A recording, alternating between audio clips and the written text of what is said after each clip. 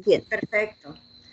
El Comité Latinoamericano para el Desarrollo de la Lectura y la Escritura, la Universidad Iberoamericana Puebla y el Consejo Puebla de Lectura les dan la bienvenida al 16º Congreso Latinoamericano para el Desarrollo de la Lectura y la Escritura, CONLES. Como cada 2 años celebramos este encuentro latinoamericano y en esta ocasión la Universidad Iberoamericana es anfitriona. Se han sumado 29 organizaciones y agrupaciones a respaldar este evento. Ustedes pueden ver los logos de todas ellas en el programa. El interés es que todas las personas que participamos podamos multiplicar oportunidades para conocer y conversar en torno a reflexiones, propuestas, investigaciones y trabajos diversos de cultura escrita. Celebramos y agradecemos su participación. Les informamos que contamos en todo momento con apoyo técnico para asegurar que puedan seguir en línea el desarrollo de las actividades. Cualquier inconveniente nos los escribe por el chat, por favor. Les rogamos asimismo mantener sus cámaras y micrófonos apagados. A continuación, tengo el placer de presentarles a nuestro conferencista de esta tarde, el doctor Ricardo Villegas Tovar. Un honor para nosotros contar con él en el CONLES 2021. Inmediatamente voy a presentarlo a nuestro conferencista. El doctor Ricardo Villegas Tovar se ha doctorado en Ciencias de Gobierno, egresado de la Benemérita Autónoma Universidad de Puebla, México, en el año 2019. Cuenta con el doble grado de Maestría de Derecho de la Propiedad Intelectual, otorgado por la Universidad de Turín, Italia, y la Organización Mundial de la Propiedad Intelectual. Es máster en Gestión de Información y Conocimiento por la Universidad Oberta de Cataluña, Barcelona, del 2007. Es licenciado en Derecho, egresado de la Universidad de las Américas, Puebla, México, en el 2001. Cuenta con una trayectoria de 20 años en los que ha colaborado en puestos directivos dentro del medio bibliotecario universitario. Entre sus actividades profesionales destaca la formación de usuarios de información bajo estándares de alfabetización informacional. Desde el 2005 es consultor en el Instituto Mexicano de Administración del Conocimiento, donde imparte periódicamente seminarios sobre derecho de autor y derecho a la información. Es profesor universitario, impartiendo cátedra en temas vinculados a la gestión de la información y a la propiedad intelectual. Como parte de su consultoría y con el auspicio del Banco Interamericano de Desarrollo, BID, colaboró en la redacción de la propuesta de ley del Sistema Nacional de Archivos del Gobierno de Ecuador. Ha presentado más de 100 conferencias y talleres sobre sus áreas de especialidad, resaltando su participación en la reunión de bibliotecarios de bancos centrales celebrada en la Universidad de Cambridge, Inglaterra. En el 2019 concluyó un periodo de 5 años en el que fungió como árbitro para la resolución de controversias en el Instituto Nacional del Derecho de Autor en México. Actualmente se desempeña como coordinador de producción académica y visibilidad internacional en la Vicerrectoría de Investigación y Estudios de Posgrado en la Benemérita Universidad Autónoma de Puebla, ofreciendo soluciones de búsqueda, recuperación y medición de información científica. El doctor Ricardo Villegas Tovar nos ofrecerá la conferencia La deshonestidad académica, una actitud incentivada, que pertenece al eje 3, lectura y escritura académica y disciplinar. Al final de la presentación abriremos la ronda de comentarios, preguntas del público y respuestas. Recomendamos a los asistentes que vayan escribiendo en el chat estos comentarios, preguntas o sugerencias. Adelante, doctor Ricardo Villegas Tovar. Un honor para mí acompañarlo en su conferencia. Doctora Montero, muchísimas gracias por esta presentación. Soy yo el que se siente honrado de estar con usted y con cada uno de quienes nos acompañan en esta tarde para platicar de este tema. Si me lo permiten, voy a compartir una presentación que he preparado para apoyarme en mi conversación de esta tarde con ustedes. Y bueno, a partir de los comentarios que yo vaya haciendo alrededor de estas diapositivas, pues iré planteando mi propuesta. Pues como ya bien se ha dicho, el título de esta intervención es La deshonestidad académica, una actitud incentivada.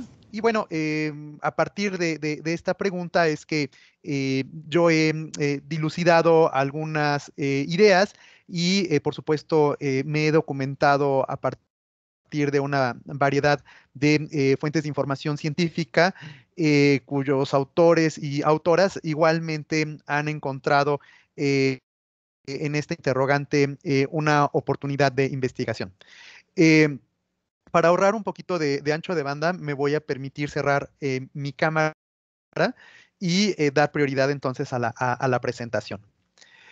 Pues bien, para poder desarrollar este tema, me es necesario hacer el abordaje de algunos conceptos y parto de la necesidad de definir el concepto producción científica. Para ello, tomo el trabajo de la doctora Lancho y el doctor Cantú, quienes en el 2019 nos decían que la producción científica es considerada como la materialización del conocimiento generado y la resultante de un proceso en el cual intervienen una serie de agentes. Entre estos agentes se encuentran las instituciones públicas y privadas que financian esta investigación y por el otro lado, los científicos, quienes son los responsables del desarrollo de estos proyectos de investigación. Esta producción generalmente se refiere en lo que conocemos como publicaciones científicas. Esta definición me parece particularmente importante porque nos deja ver varias variables de un mismo contexto.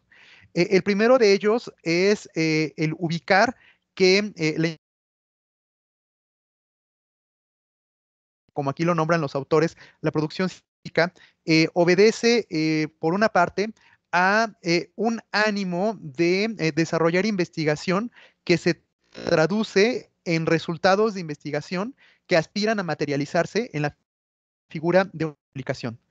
Sin embargo, como todos lo sabemos, estos procesos de investigación junto con el de publicación demanda de inversiones que en no pocas ocasiones son cuantiosas en términos económicos. Y de ahí que sea necesaria la intervención, como dicen estos doctores, de agentes que desde una visión pública o privada puedan financiar esta investigación.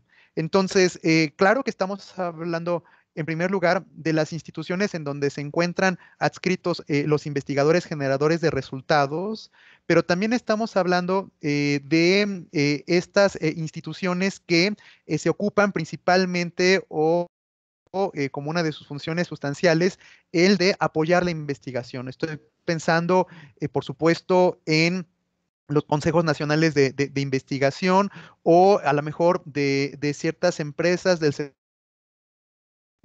privado que encuentran a lo mejor algún tipo de incentivo fiscal para apoyar a los procesos de investigación. Entonces, en este sentido, insisto, yo dimensiono estas dos variables. Por un lado, la responsabilidad que representa la producción científica y por el otro, por supuesto, lo relacionado con el financiamiento para la generación de estos resultados y su posterior publicación. Entonces, en este sentido, podemos ubicar a la producción científica como una variable que sirve precisamente para medir los resultados de la investigación. Y a esta producción científica habría que agregarle un segundo factor que tiene que ver con la figura de la citación. Es decir, la producción científica y la citación se han convertido, por lo menos desde los años 60, como la métrica por excelencia para medir el desempeño de los investigadores y de las instituciones en las que se encuentran adscritas. ¿Y por qué es importante medir la producción científica? Bueno, pues porque precisamente a lo largo de los últimos 10, 15 años ha habido un boom, un incremento en el ánimo de evaluar la investigación con el fin de establecer estándares comparativos, como sucede precisamente con las agencias que denominamos rankings. Y bueno, también por el otro lado, al haber cada vez más un mayor número de investigadores, pues se va disputando con una actitud más férrea el financiamiento que sabemos eventualmente es escaso.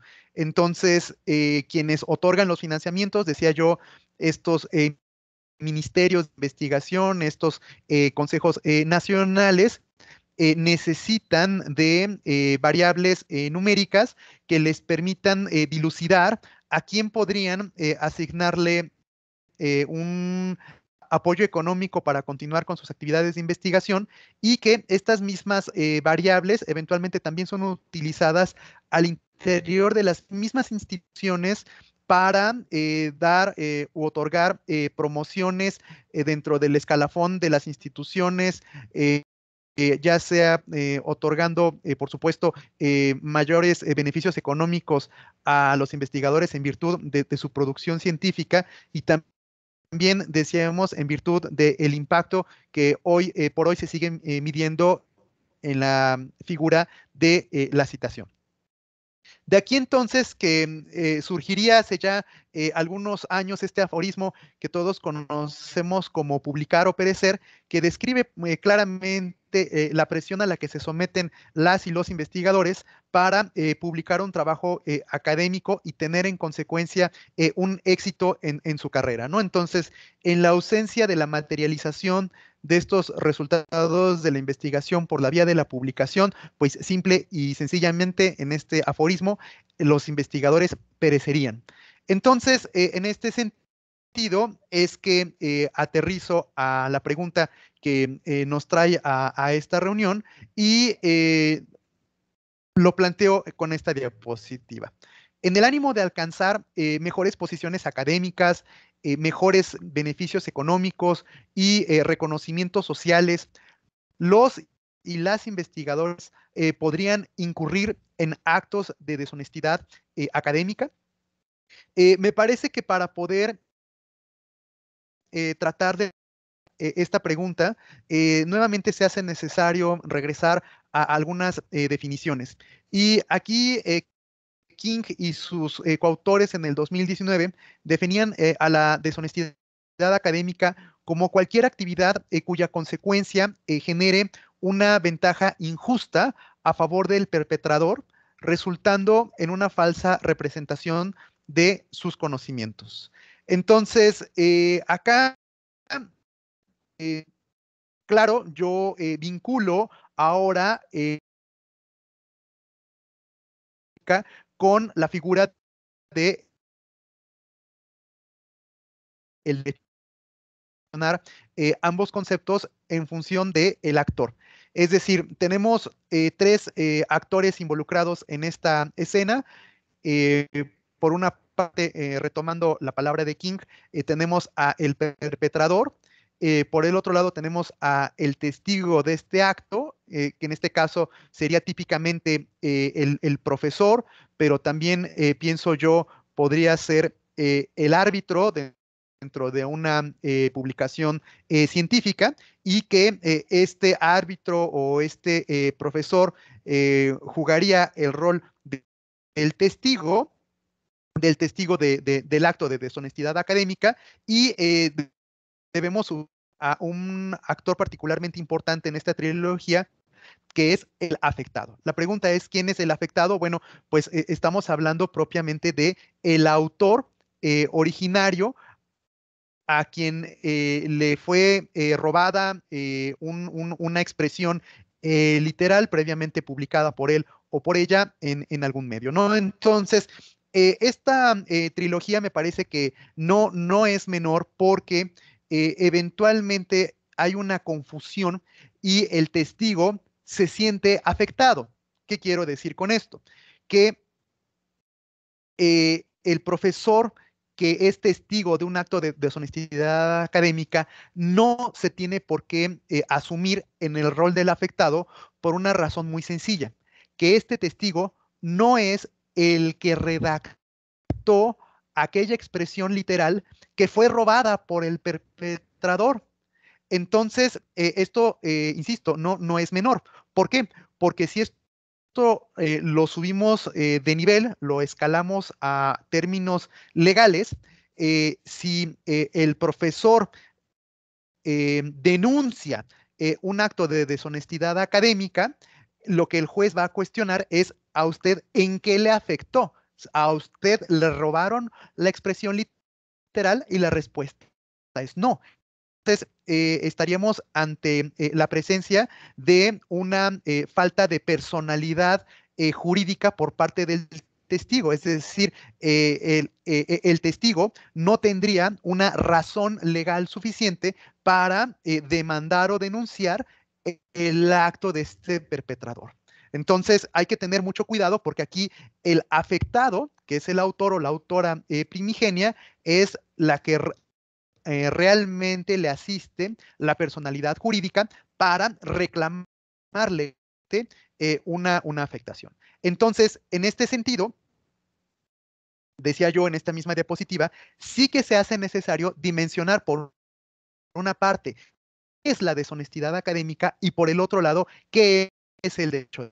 Entonces, el derecho de autor es una rama jurídica de la propiedad intelectual, que como dice aquí la definición que comparto con ustedes con esta diapositiva, establece un conjunto de facultades encaminadas a proteger al autor en la medida en que se protege a sus obras literarias, científicas o artísticas, y que el derecho de autor tiene una doble finalidad, ¿no? Por una parte, promover la ciencia y la cultura de las artes al hacer valer el derecho a la información y el derecho a la educación, y por el otro lado, asistir a el autor para que él o ella se vea compensado por el uso público de su obra, ¿no? Entonces, en el otro sentido, la deshonestidad académica, como su nombre lo dice, es una afectación al ejercicio de la academia, de la docencia, del proceso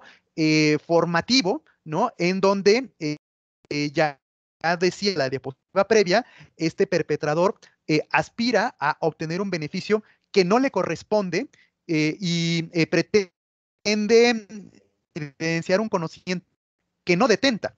Entonces, yo no puedo, en consecuencia, utilizar las figuras del derecho de autor para acusar deshonestidad académica.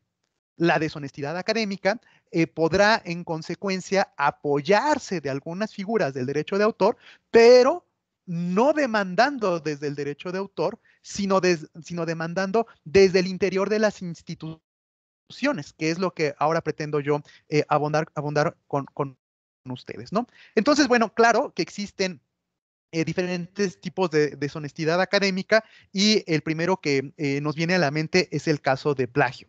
Bueno, eh, sí que necesito explicar algunas cosas alrededor de plagio y aquí debo hacer una acotación. La explicación que voy a dar ahora es desde la visión legal mexicana. Así que si hay algunas personas fuera de México, yo les pido disculpas porque muy probablemente la descripción que yo dé no encaje exactamente con el cuerpo legal de sus países, pero en ese sentido yo les invitaría a que revisen sus respectivas leyes en virtud de lo que estoy ahora por exponer. Punto número uno.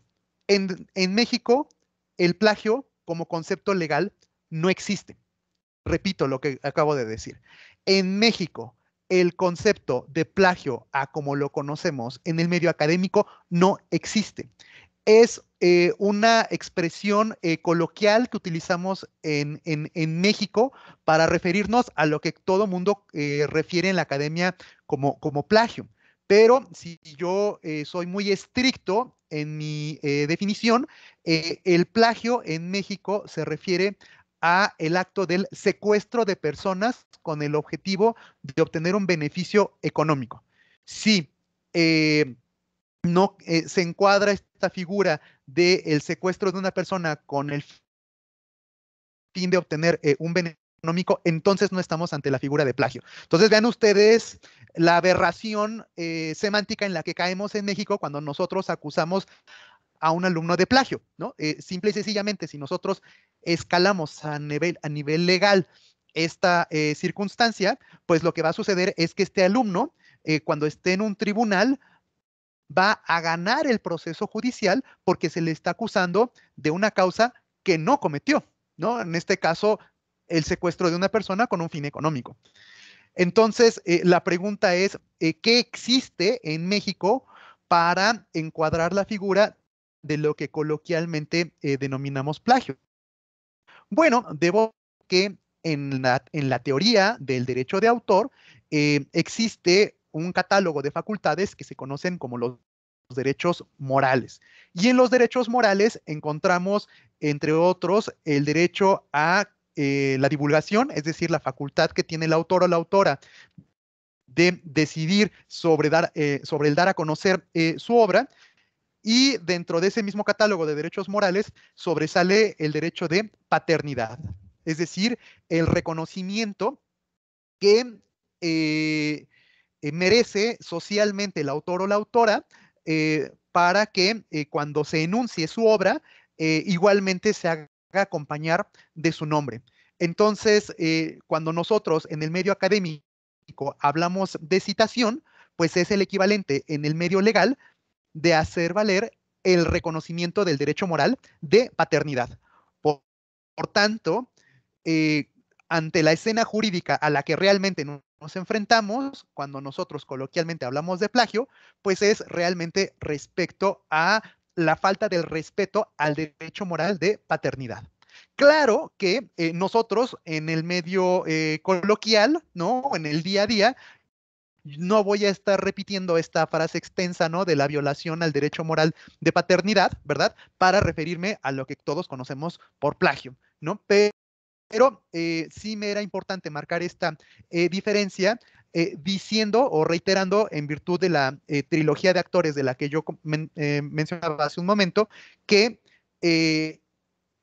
el testigo no puede y no debe acusar a este alumno de plagio, ¿no? Primeramente porque decíamos, no es la persona afectada, no es el autor primigenio de la obra que fue robada literalmente una expresión. Entonces, el profesor, el testigo, este árbitro en el caso de una revista especializada, lo que sí debe acusar, decía yo, es esta deshonestidad académica, ¿no? Entonces, ya con esto empiezo yo a dilucidar algunas diferencias que me parecen importante compartir con ustedes. Y bueno, algunos otros tipos de deshonestidad académica, pues claro que está la fabricación de datos, que debo decir que hoy por hoy quizá sea el tipo más común de deshonestidad académica, muy por encima de lo que coloquialmente denominamos como plagio. Y bueno, también aparecen otras figuras como ese parafraseo excesivo, la citación inadecuada y un largo etcétera que ustedes y yo desafortunadamente también conocemos, ¿no? Entonces, la pregunta se mantiene: ¿qué incentiva la deshonestidad académica? Bueno, el ámbito del derecho penal, por ejemplo, y de otras figuras que atienden a este tema, aterrizan a lo que se conoce como el triángulo del fraude. Es decir, existe un incentivo por cometer este acto nada favorable, es decir, hay una recompensa, ¿no? Pensemos a lo mejor, si estoy hablando de la educación básica, ¿no? O a lo mejor inclusive hasta nivel superior, el incentivo es obtener una calificación, ¿verdad? Pero si me voy a un nivel un poco más elevado, pues estoy pensando que a lo mejor la publicación que yo alcance, ¿no? Se puede traducir en estos reconocimientos, no nada más sociales, sino económicos que de alguna forma otorgan estas agencias de las que yo hablaba hace un momento, ¿no? Por el otro lado está la oportunidad.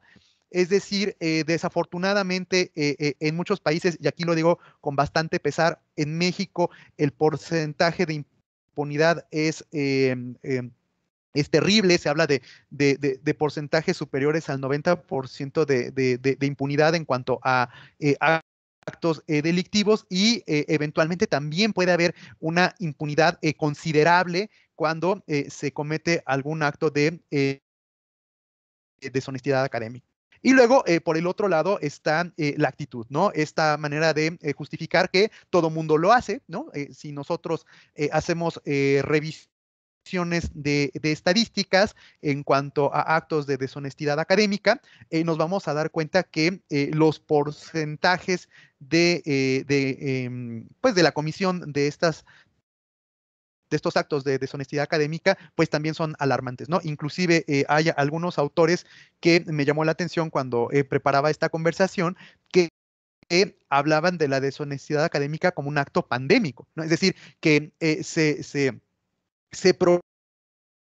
en todas las instituciones, y que se hacen a lo mejor algún tipo de encuestas al interior de las instituciones y se pregunta a los alumnos: ¿usted alguna vez ha cometido un acto de deshonestidad académica, como pudiera ser copiar en un examen o tomar contenidos de terceras personas sin hacer el reconocimiento de paternidad correspondiente?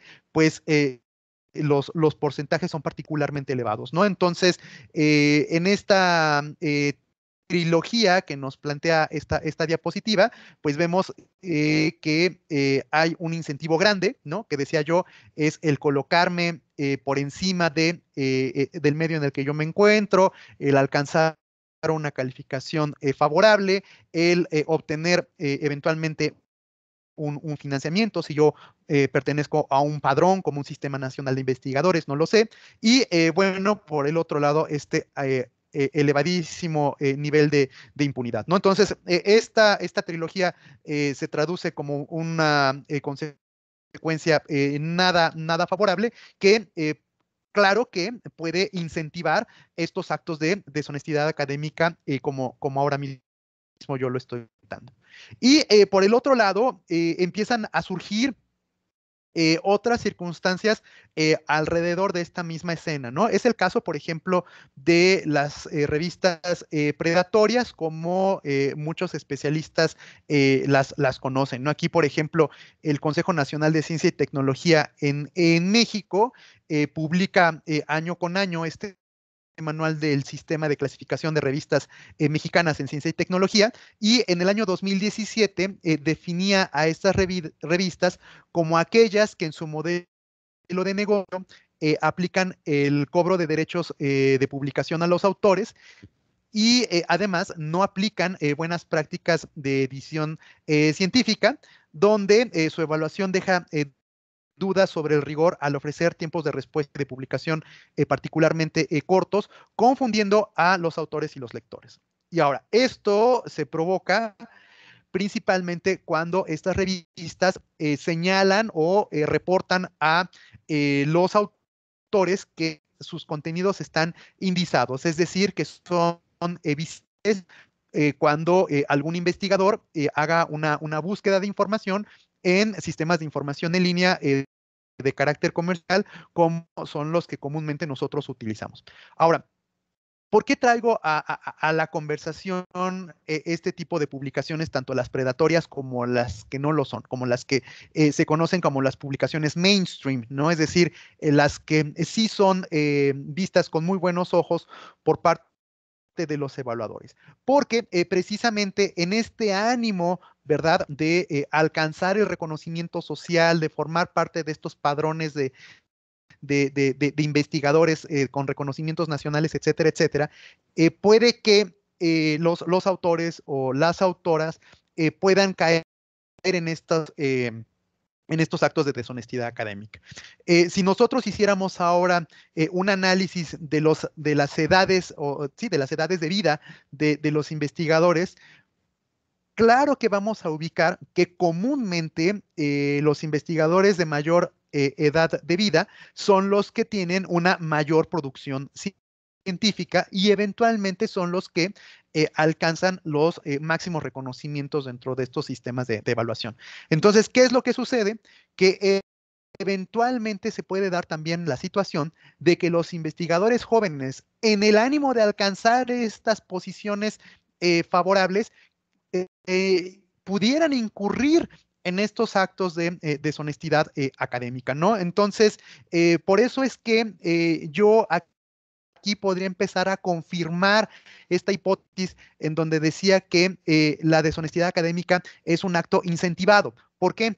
Porque los modelos de evaluación, los modelos de financiamiento de la investigación ponen un peso particularmente favorable a los productos científicos que se materializan, decíamos, citando a Alancho y a Cantú, en publicaciones, llámense artículos científicos, llámense capítulos de libros, llámense libros, etcétera, etcétera. ¿No? Entonces, como lo que hoy pareciera ser el reconocimiento a la productividad, pues en el ánimo de alcanzar la productividad, entonces puedo caer en estas prácticas de deshonestidad académica. Ahora, la productividad científica es una actividad compleja.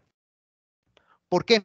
Porque no es la única actividad que desarrollan los investigadores, ¿no? Sabemos que típicamente también desarrollan actividades docentes, ¿no? Por eso no es casualidad que en muchas instituciones el título que se le otorga a este tipo de personas sea la de profesor investigador, ¿no? O sea, queda un pleno reconocimiento de que son dos funciones diferentes, ¿no? Cuando se dice profesor investigador, está diciendo claramente que está cumpliendo con dos funciones diferentes y entonces al ser profesor, pues entonces implica también no nada más estar frente a grupo, ¿no? Sino también dirigir tesis, pero también desarrollar actividades administrativas y, por supuesto, en el ámbito de la investigación, generar resultados que salgan de la computadora en la que se elaboraron y se materialicen en una publicación y, ¿por qué no decirlo? Eventualmente también desarrollar otras actividades de investigación que se traduzcan quizá en solicitudes de patentes o en presentaciones en congresos o con la conformación de redes de investigación y un largo etcétera, ¿no? Entonces, como podemos darnos cuenta, la función típica del profesor investigador es compleja y si desean ser partícipe de estos beneficios que se otorgan en estos padrones de investigadores, en estas agencias de financiamiento, pues se ve en una complicación que insisto, que se pudiera caer en estos actos de deshonestidad académica. Por eso es que las revistas predatorias encuentran en esta escena un espacio particularmente favorable para presentarse y decirle a estos investigadores, no te preocupes, para eso estoy acá, para que este trabajo que quizá no es precisamente el mejor de tu carrera, me lo pases, yo te voy a cobrar una cantidad y te lo voy a publicar y te miento diciéndote que va a ser considerado dentro de los parámetros de evaluación de estas instituciones ante las que tú te presentas con cierta frecuencia y vas a alcanzar tus objetivos, ¿no? Entonces, las revistas predatorias me parece que surgen precisamente de esta necesidad de entrega de resultados en cortos plazos que al alcanzarse esta publicación, pues insisto, se aspira a un beneficio que va más allá de lo social y también se traduce en un beneficio de carácter económico, ¿no? Entonces, en esta misma lógica, la pregunta es, ¿por qué no se sanciona la deshonestidad académica como nosotros podríamos aspirar? Porque aquí hay que decirlo, o al menos esa es una apreciación personal y por tanto puede ser subjetiva, que no hay sanciones severas respecto a la deshonestidad académica.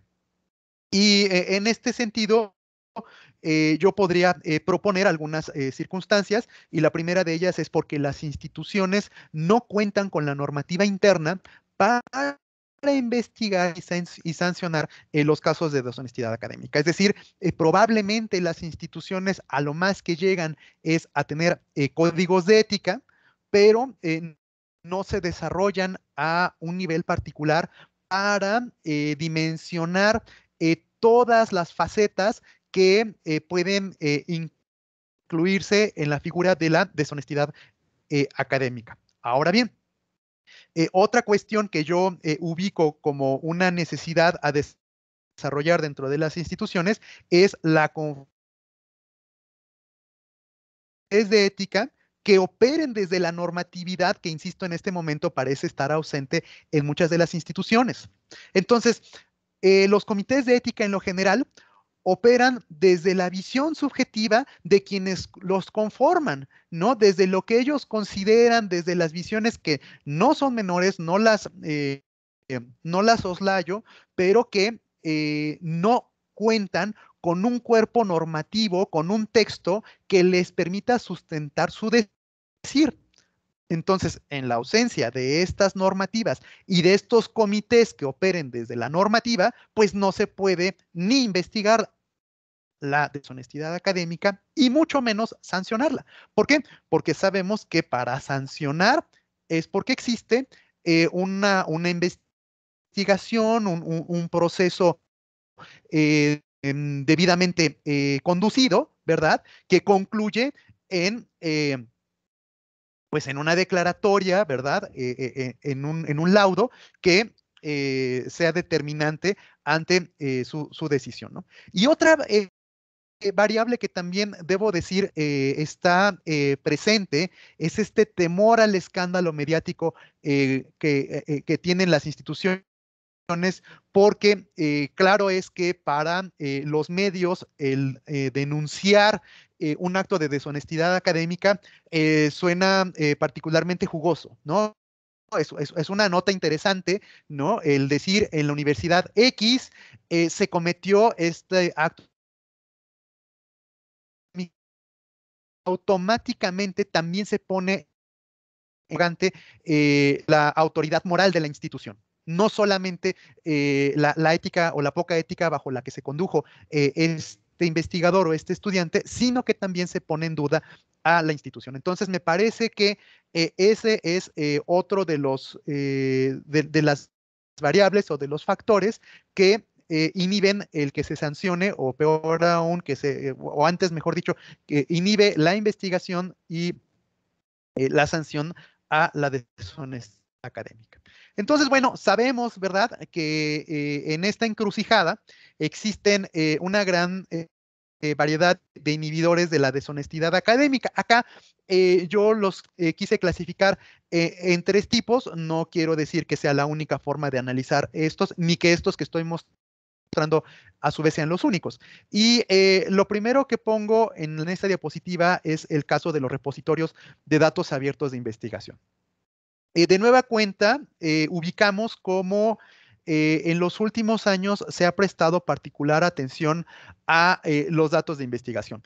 ¿Qué es esto? Bueno, ustedes mejor que yo lo conocen, se refieren precisamente a todos estos datos que son el resultado de levantamientos de estudios de campo que al ser analizados conducen a algunas conclusiones que eventualmente se van a trasladar a el documento científico, llámese artículo, llámese tesis, etcétera, etcétera, ¿no? Entonces, estos datos de investigación, por supuesto que siempre han existido desde que aplicamos los métodos tradicionales de investigación y, por supuesto, los métodos contemporáneos. Estos datos siempre han existido. De hecho, en el medio de las publicaciones científicas, ya desde hace varias décadas existe lo que se conoce como los suplementos, ¿no? Entonces, los suplementos a las revistas especializadas se enfocan precisamente en la publicación de estos conjuntos de datos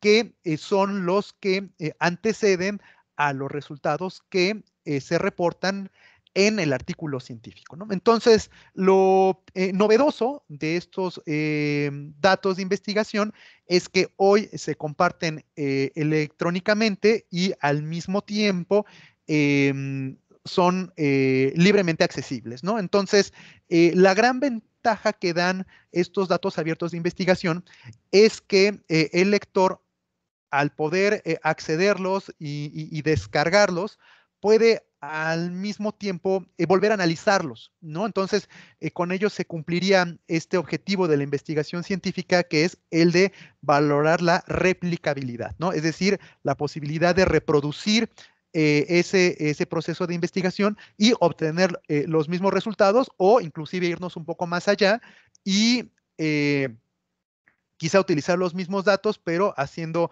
análisis estadísticos paralelos y obtener resultados igualmente válidos, ¿no? Entonces, me parece que estos datos abiertos de investigación inhiben enormemente la deshonestidad académica, pues como yo ya decía hace un momento, los actos de deshonestidad académica hoy por hoy pareciera ser que son más frecuentes en el momento de la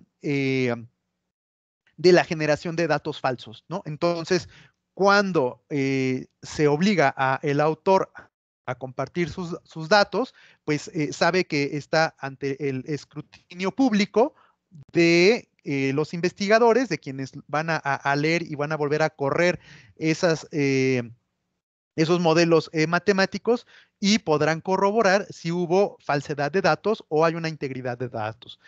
Hay otros, y para esto pongo yo aquí el caso de Figshare, insisto, como uno de tantos repositorios de datos abiertos de investigación, junto con este otro que se llama protocols.io, que bueno, igual es un proyecto bastante elaborado, en el que se colocan los protocolos de investigación que típicamente se conducen en las para desarrollar algún tipo de investigación en particular, y que al estar abiertos pueden ser reutilizados por el lector. Entonces, por decirlo de alguna manera, estos repositorios de datos abiertos de investigación inhiben en gran medida la deshonestidad académica. Por el otro lado, está la discusión pública de los contenidos. Eh, de mi experiencia ubico el caso de PubPeer, esta herramienta diseñado por un investigador alemán del área de las ciencias naturales, en donde, bueno, coloca la referencia de un artículo y realmente los investigadores comentan un artículo ya publicado, y dentro de las cosas que comentan con mayor frecuencia tiene que ver con los actos de deshonestidad académica, ¿no? Entonces, por decirlo de alguna manera, es un patíbulo digital en el que se pone el escrutinio de los lectores los trabajos que ya han sido publicados, principalmente en revistas especializadas, ¿no? Entonces, creo que eso bien también puede inhibir los actos de deshonestidad académica, porque se sabe que más allá de la revisión profunda que hagan los árbitros, puede aparecer cualquier cantidad de especialistas en el mundo y evaluar y criticar desde este tipo de espacios digitales lo que se publicó, ¿no? Luego, algo ya más cercano a nosotros en América Latina, está el caso de Plagio SOS, ¿no? Este es un portal digital que ya tiene algunos años de existir, que hacen estudios muy serios respecto a casos que en un primer momento se suponen son el resultado de actos de deshonestidad académica, y gracias a la dedicación que ellos tienen para analizar el caso, confirman fehacientemente el acto de deshonestidad académica, ¿no? Entonces, me sorprenden sus trabajos, ¿no? Porque son el resultado de una inversión intelectual interesante que evidencia a todas luces los actos de plagio, y creo que a diferencia de PubPeer, en el caso de plagio, le presta mucha atención al caso de las tesis, ¿no? Los trabajos finales de grado. Y luego, por el otro lado, está este sitio que se llama Retraction Watch, que va un poco más allá, o va en una vertiente paralela a lo que hemos estado comentando con el caso de Pupir o de plagio, porque aquí lo que ellos evalúan es cuando los autores se retractan de sus publicaciones, ¿no? De nueva cuenta, nos centramos en la escena de los artículos científicos, en donde los autores se retractan de su publicación, y sabemos que el retracto como acto es el que el autor identifica alguna circunstancia que no es conveniente para la publicación y contacta a el editor, ¿no? Y el editor, bueno, no va a otorgar el retracto, ¿no? El descargar la publicación de la revista donde ya fue publicada, no lo va a conceder tan fácilmente, sino que tiene que evidenciar cuál es la causa que conduce al autor a hacer una solicitud de ese tipo. Y entonces, claro que puede obedecer en muchas ocasiones a que quizá dentro del trabajo hay precisamente actos de deshonestidad académica, como lo que hemos estado platicando, ¿no? Entonces, por decirlo de alguna manera, antes de que un sitio como PubPeer destroce públicamente el trabajo, bueno, pues los autores o el autor dicen, ay, mejor me arrepiento, ¿no? Aunque también debo decir que en la práctica he visto como posterior a el cuestionamiento severo que se hace en PubPeer, se procede con la solicitud de eliminación de la publicación, ¿no? Entonces, ahí me parece que hay otra solución digital, ¿no? O al menos un espacio digital que nos permite conocer qué es lo que está sucediendo en esos otros lados, ¿no? Y luego, bueno, tenemos el famosísimo caso de Turnitin, por mencionar alguno, no es el único. Sabemos que existen otras herramientas como Authenticate o algunas inclusive de libre acceso, que son los que coloquialmente se conocen como los detectores de plagio, ¿no? Estas herramientas que a mi punto de vista no tienen la última palabra, sino muy por el contrario, deben ser utilizadas como herramientas de evaluación de los trabajos, ¿no? En el que, bueno, estas herramientas sabemos que operan a partir de algoritmos que buscan la identidad entre textos, ¿no? Perdón. Y que en la virtud de mostrarnos un grado a lo que ellos le llaman de originalidad o de similitud, pues entonces nosotros, los que tenemos estos reportes, deberíamos tener la paciencia de valorar esos porcentajes de similitud y con conocimiento en la disciplina, tomar algunas decisiones, ¿no? Entonces, me parece que estas son herramientas particularmente útiles en los procesos de investigación, pero no podríamos nosotros decir que es la prueba de fuego, ¿no? Que si la pasas bien, y si no la pasas, entonces te eliminamos de la institución. No, no, de ninguna manera. Son herramientas de apoyo que me parece que, al igual que las otras que yo aquí he enunciado, nos refieren a la invitación a la valoración de lo que realmente tenemos enfrente, ¿no? Entonces, me parece que estos sistemas son inhibidores de la deshonestidad académica. ¿Cuál pudiera ser otro, otro inhibidor? Pues nada más y nada menos que los acuerdos de transferencia de derechos de autor. Acá yo tomo la fotografía de una parte de estos contratos o de estos acuerdos que tienen que firmar los autores a favor de las editoriales, para que la editorial cuente legalmente con la facultad de publicar el trabajo.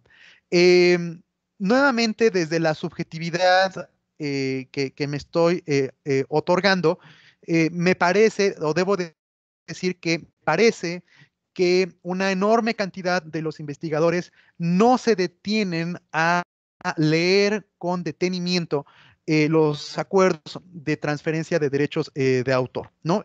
Y si los leen, pues tampoco les prestan mucha atención, porque lo que a ellos les ocupa principalmente es la publicación. Entonces, si para alcanzar la publicación del resultado de investigación debo firmar un documento, pues lo firmo, aunque no entienda qué fue lo que yo estoy firmando.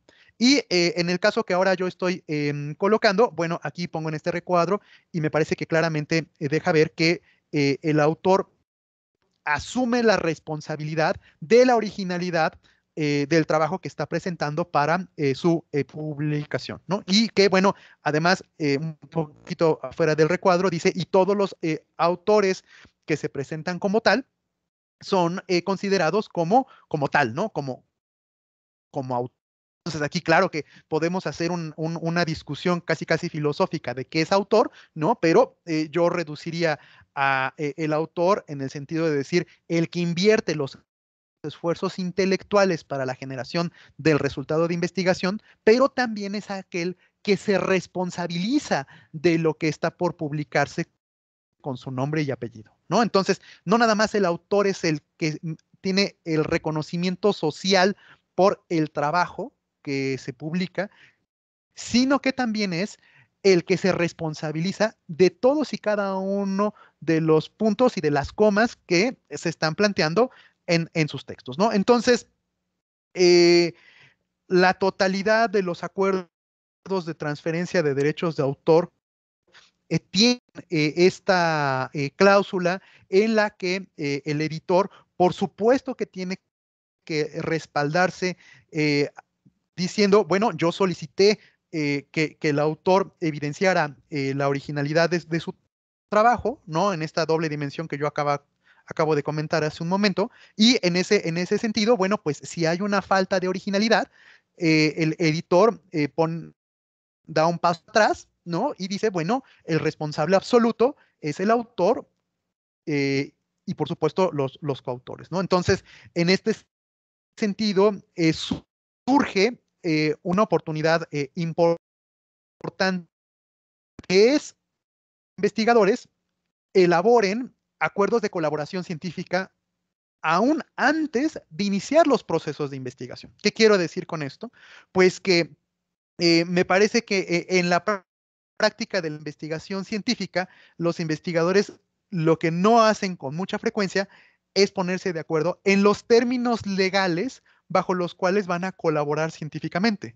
Claro que se ponen de acuerdo en los términos científicos, en los objetos de investigación, en los métodos, en los análisis, en los resultados y por supuesto en la publicación, pero en pocas ocasiones se ponen de acuerdo en los aspectos legales que implica el trabajo de colaboración científica. Y esto se evidencia desafortunadamente en la práctica cuando alguno de ellos incurre en una deshonestidad académica y que al no haber una división de responsabilidades del inicio del proyecto, los resultados del proyecto asignan el beneficio o la afectación a todos los autores por igual, ¿no? Entonces, si alguno de los autores dentro de la colaboración científica cometió una deshonestidad académica y esta se refleja en la versión publicada del trabajo de investigación, todos los autores son igualmente responsables ante la ley, ¿no? Entonces, vean ustedes la importancia y o la oportunidad que tiene el que los autores elaboren desde antes de empezar un proyecto de investigación con acuerdos de colaboración científica que, entre otras cosas, define responsabilidades en la ejecución del proyecto y, en consecuencia, responsabilidades a cada uno de los integrantes. De lo contrario, insisto, en la doctrina legal, en la ausencia de la identificación clara de quién cometió la deshonestidad académica, automáticamente todos son responsables.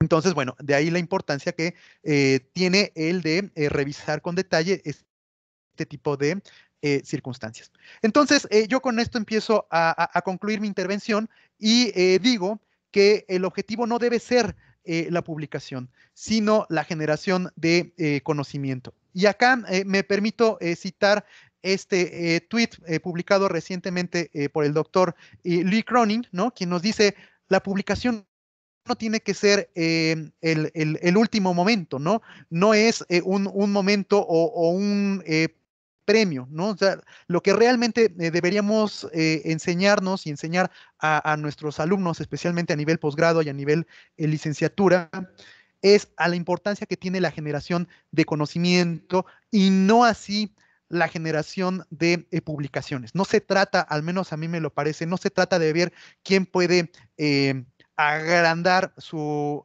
hoja de vida, ¿no? En la sección de publicaciones y decir, tengo muchas publicaciones.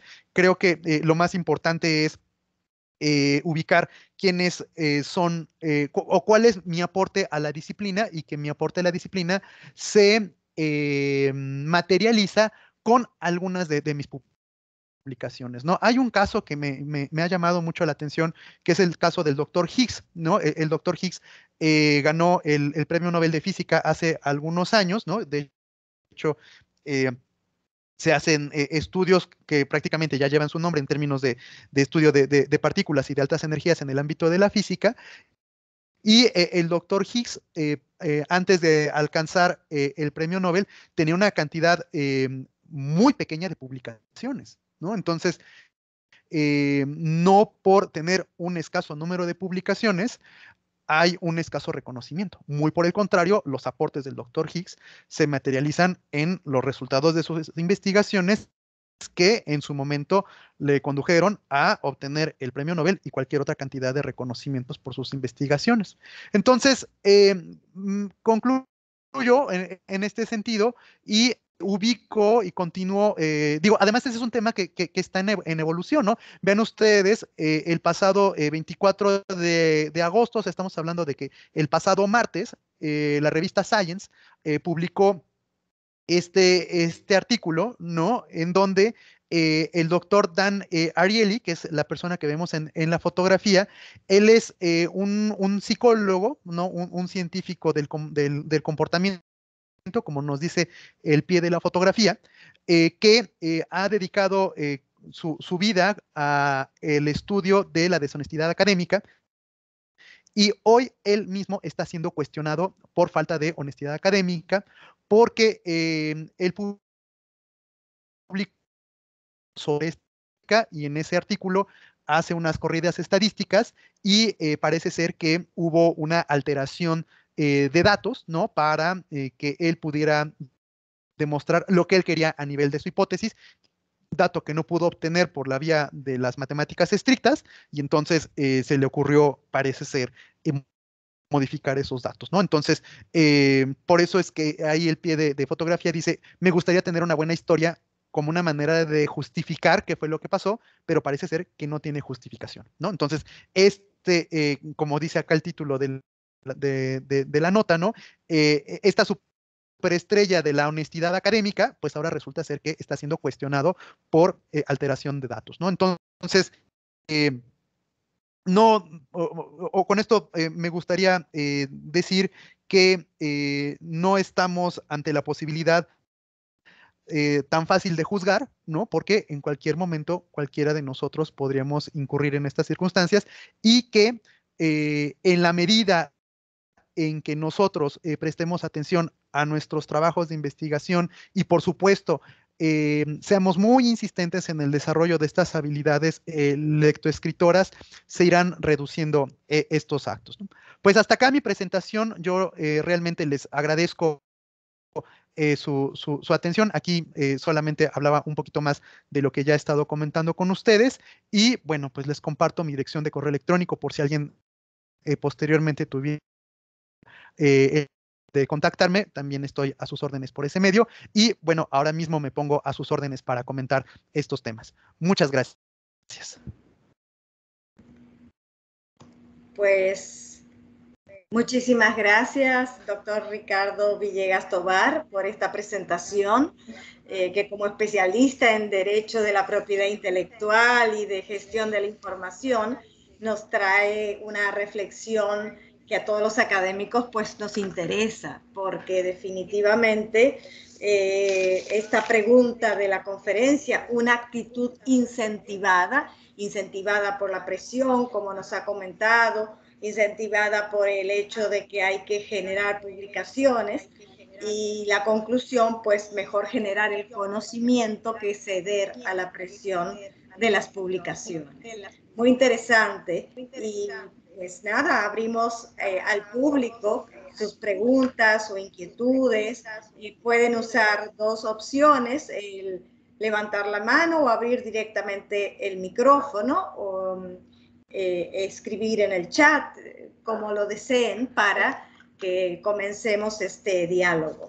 Mientras se van animando a hacer preguntas, quisiera como sintetizar que hemos partido de la idea de la producción científica y de la citación como los elementos que se usan para medir el desempeño de un investigador, y pues esta producción científica que se requiere para que un académico pues sea valorado institucionalmente como investigador, lleva a actitudes que se pueden ubicar dentro de la deshonestidad académica, y el doctor Ricardo Villegas Tovar nos habla de diferentes tipos de deshonestidad académica, como plagio en el sentido común del término, no en el sentido que se le da en México, según lo que nos explicó, fabricación de datos, parafraseo excesivo, citación inadecuada.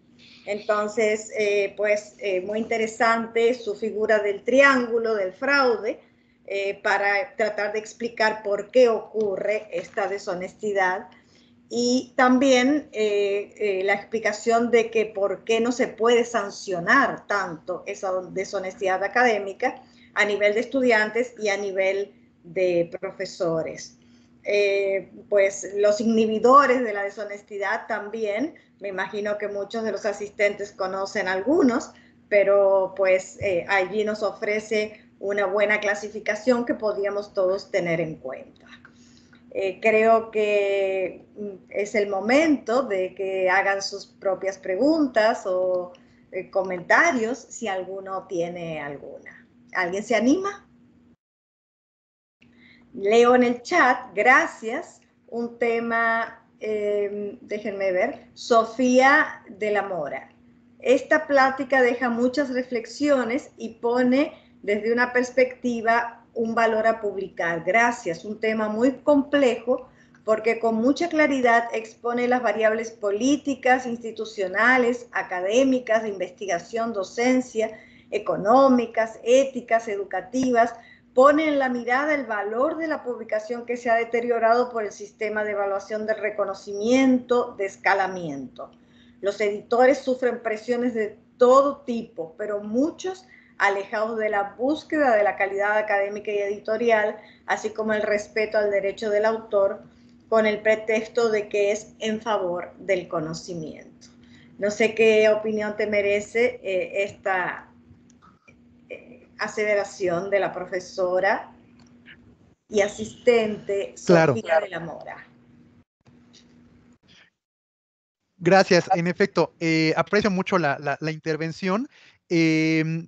Ahora mismo, a nivel mundial, está habiendo un cambio en las políticas científicas y pareciera ser que empezamos a dejar un poco atrás todo esto relacionado con la producción científica y la cuantificación tanto de los productos como de las citas, y nos estaríamos moviendo ahora hacia el impacto social, ¿no? Es la generación de la ciencia con el objetivo no de concluir en publicaciones, sino de concluir en beneficios de carácter social.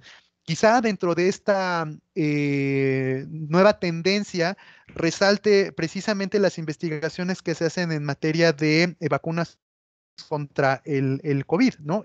Me parece uno de los tantos ejemplos en donde la investigación busca generar un impacto social más allá de un impacto a nivel de publicaciones. Claro es, y debo aquí ser enfático, que este es un camino que apenas empieza a transitarse y que pone a los especialistas en la evaluación de la ciencia en un grave entredicho, porque había sido muy fácil inventarse estas métricas para la valoración de la ciencia en términos de número de publicaciones y ahora ya no lo va a ser tanto, ¿no? ¿Cómo medimos el impacto social de la ciencia? Y eso es algo que me parece todavía no se desarrolla por completo, es un modelo en proceso de elaboración y en consecuencia totalmente imperfecto, ¿no? Entonces, sí, es interesante, pero aún que nos estemos moviendo a ese nuevo escenario, claro que sigue siendo por encima de todo lo más valioso la generación de conocimiento, ¿no? Entonces, la generación de conocimiento es en la visión del tweet que yo citaba en mi presentación, el objetivo primordial y que como bien acá nos dice Sofía, estamos ante estas presiones múltiples, porque quizá, digo, no me gustaría aventurarme en preguntarle a muchos de los alumnos de posgrado por qué estudian un posgrado y muy probablemente obedezca a quizá una falta de oportunidades laborales con el grado académico que se tenía, porque aspiran a un beneficio de una beca, etcétera, etcétera. Entonces, las presiones económicas son tremendas, ¿no? Como tremenda es la presión por la generación de publicaciones, ¿no? Entonces, claro que estamos en un punto álgido, pero no por estas circunstancias no tan favorables debemos soslayar la producción de conocimiento de calidad, ¿no? Muchas gracias. Laura Lima nos dice en el chat, qué interesante este tema, una gran reflexión de cuán importante es verificar las cuestiones legales cuando el trabajo es colaborativo. Las implicaciones pueden ser muy serias. Esto tiene también que ver con la cultura académica de México. Así es, Laura. Decía yo, me parece que la práctica de la producción científica no se detiene comúnmente en la elaboración de estos acuerdos de colaboración, ¿no? Inclusive me parece que en algunas ocasiones cuando yo lo he intentado colocar como una herramienta, lo toman con una cierta afrenta, ¿no? Como, me estás cuestionando mi actuar ético aún antes de iniciar un proceso de investigación, cuando esto debería ser, insisto, una práctica común a la que no nos deberíamos oponer, ¿no? Entonces, creo que dentro de las muchas habilidades científicas que tendríamos que empezar a desarrollar en nosotros y en las nuevas generaciones está precisamente el, la oportunidad que representa el posicionarse en el rol que jugamos, que es el de ser autor. Y decía yo, autor como el responsable de la producción de los resultados de investigación, pero también como el responsable ante los ojos de los lectores respecto a lo que yo estoy publicando. Entonces, creo que es válido obtener un beneficio o un reconocimiento social por mi buen trabajo, pero también es válido obtener una reprimenda por un trabajo de mala calidad, ¿no? Entonces sí, estoy muy a favor de estos acuerdos de colaboración científica como una herramienta particularmente que nos puede ayudar a fincar responsabilidades y evitarnos posteriores problemas. Muchas gracias, Ricardo, y muchas gracias a Laura por su aporte. Ana Cortázar nos dice, así es, hoy para lograr una beca o un mejor trabajo nos piden un currículum rico en publicaciones, pero no de calidad y menos auténtico. ¿Qué comentario puedes Claro. hacer, Ricardo? Gracias Ana por este comentario. Déjenme abundo un poquito más con respecto a lo que bien nos comenta Ana. Debo platicarles que en mi experiencia laboral, dentro de mis funciones, está la de asistir a los investigadores en la cuantificación de las citaciones que se ha hecho a su producción. Y en los años que he dedicado mi tiempo laboral a esta actividad, he tenido la oportunidad de revisar una cantidad numerosa de currículos Y me ha sorprendido algunos casos con investigadores que su hoja de vida sientas y cuando veo eso, claro que me sorprendo, pero al ir haciendo el análisis, me voy dando cuenta que prácticamente la totalidad de las publicaciones obedece a notas de periódico, ¿verdad? A publicaciones de menor importancia, a cartas publicadas en un medio no tan relevante en términos académicos. Y me queda claro que lo importante no es la cantidad, sino la calidad. Y por el otro, he tenido la oportunidad de revisar de investigadores jóvenes, pienso a lo mejor personas de 35, 40 años, que en su hoja de vida contienen 3 publicaciones o 5 publicaciones, pero cada una de ellas es particularmente valiosa, ¿no? Entonces, se puede ver por el tipo de revista, se puede ver por las citaciones que ha recibido, se puede ver cuando se lee un poco más a detalle cada una de las publicaciones que realmente son el resultado de una investigación metodológicamente conducida que hace un aporte a su propia disciplina. Entonces, creo yo que también hay que mencionar los tiempos, ¿no? Los tiempos que consume hacer trabajos de investigación. Y acá no, yo mismo no quisiera caer en estos estándares de las métricas, pero sí podría decir que cada disciplina se comporta de una manera radicalmente diferente, ¿no? Yo hablaba, por ejemplo, hace un ratito del área de física de altas energías y la naturaleza del objeto de estudio de esos temas permite una amplísima producción científica, cosa que no sucede, por ejemplo, en las matemáticas puras, ¿no? Quizá un investigador del área de matemáticas tarde hasta 4 o 5 años en publicar un resultado de investigación, o ni qué decir a lo mejor de un historiador, ¿no? Entonces, a lo que voy es que dentro de todas estas métricas de las que más o menos hemos estado mencionando en esta tarde, debe sobresalir la responsabilidad con la que se deben datos de esas métricas. Entonces, en las disciplinas no se pueden o no se deben evaluar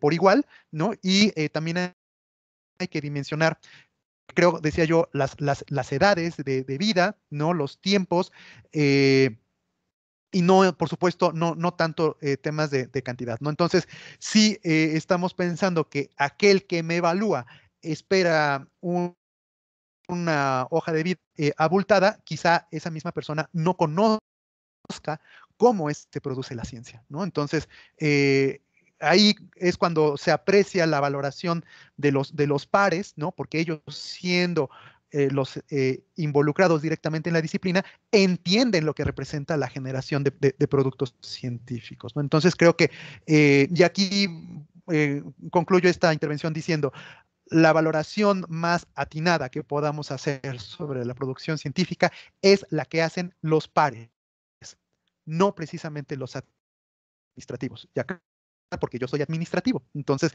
los administrativos nos inclinamos mucho en los números, ¿verdad? Pero la valoración de la ciencia más oportuna es la que pueden hacer los pares, los científicos. Muy interesante tu respuesta y también para todos los académicos e investigadores presentes, esta reflexión de mirar el contexto laboral y de presión que muchas personas tienen, ya sea para seguir estudiando, ya sea para publicar y escalar en la vida académica, y cómo esto pues trae tensión respecto a la honestidad. Y cómo abultar currículo o como comentabas, publicar una lista de elementos que quizás no tienen tanto valor como menos, pero lo más es lo que generalmente el administrador ve. Creo que es muy atinada la propuesta que haces de que haya evaluación de pares, porque el par sabe exactamente qué significa ese esfuerzo de producir científicamente conocimiento y de publicarlo. Tenemos otra intervención en el chat de Zenaida Mejía que dice, excelente conferencista y un tema pertinente. ¿Cómo se interpreta la deshonestidad como docente, cuando como docente utilizo imágenes, videos y más para impartir mis clases? Saludos desde Honduras. Gracias, Zenaida. En efecto, para contestar esta pregunta, tengo invariablemente que voltearme a ver el principio que rige a la materia del derecho de autor. Y este principio es el de la originalidad. ¿Qué es la originalidad? Es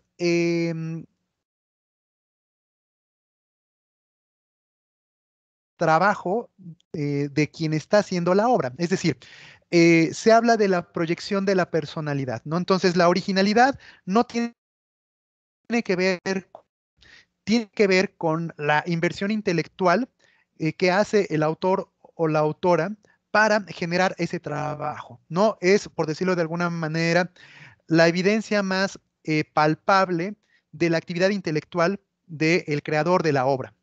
Entonces, cuando nosotros como académicos estamos frente a un grupo, alguna cátedra, lo que la ley esperaría de nosotros es que nosotros precisamente eh, hagamos una inversión intelectual para la generación de esos contenidos. Ahora bien, esto, ante los ojos de algunos, podría traducirse en una endogamia educativa. ¿Qué quiero decir con esto? Que yo solamente expongo lo que yo hago, ¿no? Y eso sería acotar la visión de los alumnos. Y eso no es favorable. Entonces, por ese motivo es que nuestras leyes nos permiten la citación de las, ¿no? La citación, bueno, la citación es la oportunidad que nos da la ley de documentar nuestros trabajos, los trabajos propios, a partir de los contenidos elaborados por terceros, y que esa citación sirve para soportar mi propio argumento. Entonces, como pueden darse cuenta, la citación desde la visión del derecho es una herramienta que nos permite soportar nuestro decir al momento en el que nosotros estamos entregando productos originales.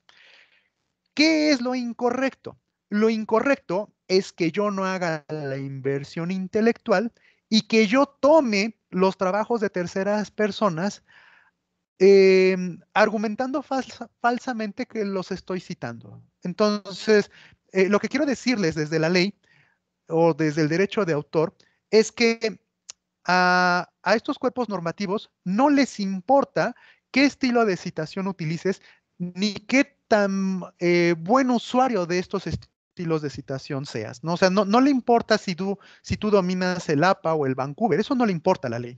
Lo que le importa es que tú hagas este reconocimiento a la paternidad de la creadora o del creador de la obra al momento en que tú utilices esa obra para poder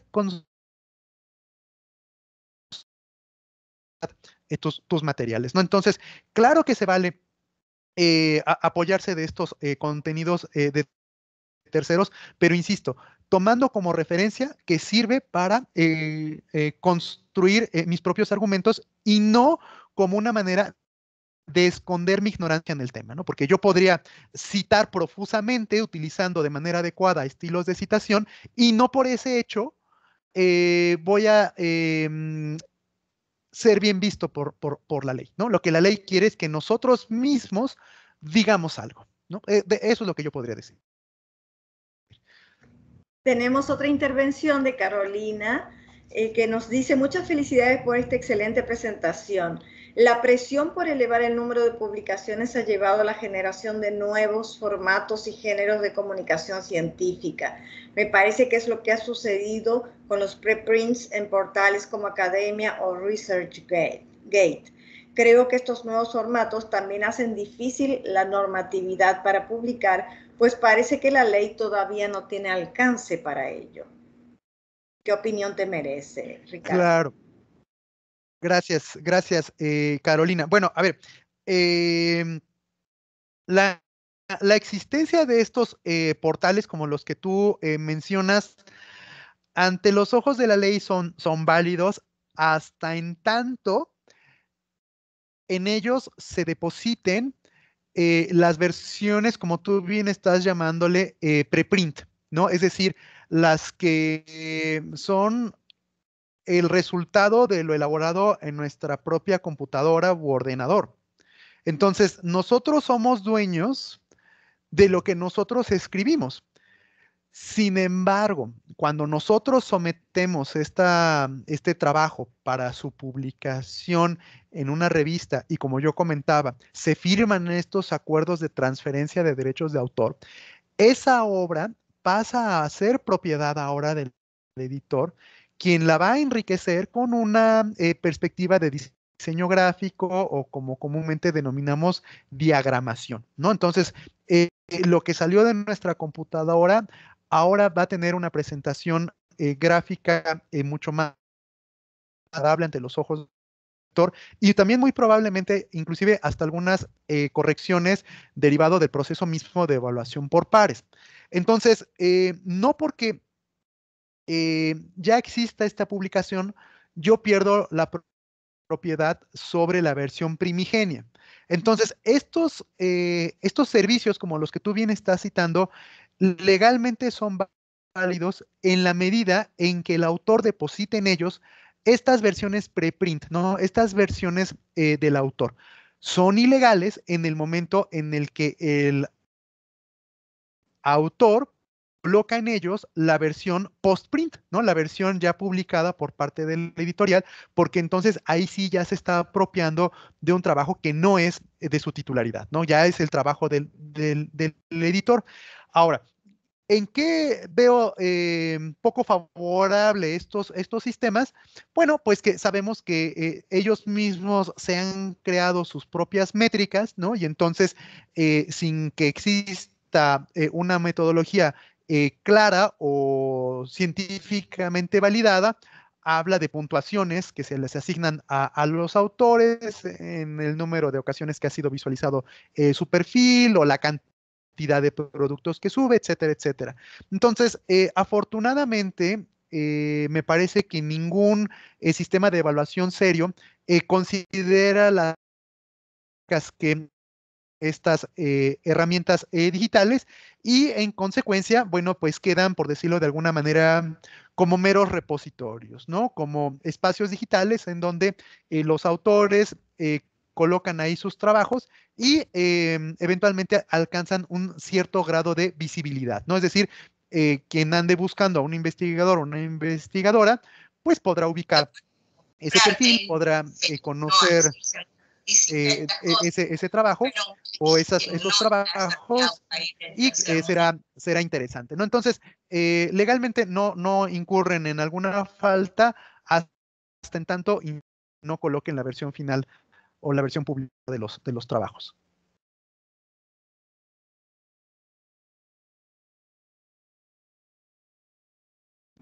Muchas gracias. No sé si hay alguien que tenga alguna otra intervención.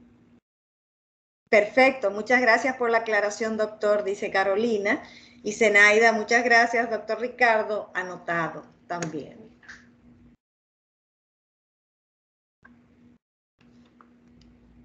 Pues si no hay más intervenciones, creo que podemos observar que en el chat ha habido mucho agradecimiento por tu intervención, Ricardo. Las personas opinan que deja muchas reflexiones, que el tema es muy interesante, te agradecen, que eres un excelente conferencista y que el tema es muy pertinente. Y creo que realmente para un congreso de la calidad de este CONLES 2021, donde hay muchos investigadores y académicos universitarios que publican, personas que escriben en revistas y que publican libros, etcétera. Una conferencia de este tipo, de una persona tan versada en propiedad intelectual y en derechos de autor, nos permite ubicar el tema en una dimensión que quizás muchos de nosotros pues no hemos tenido en cuenta. Creo que esta exhortación a generar conocimiento y a usar la citación son muy útiles para también aquellos docentes, como la pregunta que nos hacía la profesora Zeneida de qué hacer cuando se trae al aula elementos que uno no sabe de qué manera, cómo darle la propiedad a quien le corresponde.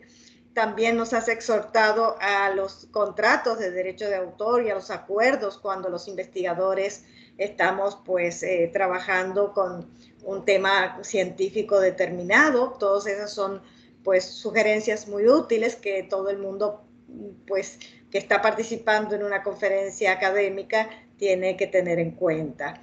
Muchísimas gracias por traernos este tema sobre el tapete, por tu sabiduría, por la manera tan ágil de exponerlo y felices de haber contado con un conferencista como de la talla como Ricardo Villegas Tovar. Muchas gracias, doctora Montenegro, muy agradecido y por su presentación, por su relatoría, por este resumen que hace de estas intervenciones y igualmente un gusto estar con ustedes esta tarde y me mantengo a sus órdenes y en comunicación por el correo electrónico que ya les compartí. Muchísimas gracias. Buenas noches. Adiós. Pues, hasta luego. Adiós, adiós. Gracias a todos por su asistencia. Muchísimas gracias a usted, excelente. Muchas gracias. Gracias. Gracias. Buenas noches. Buenas noches y bendiciones a todos también. Gracias, igual.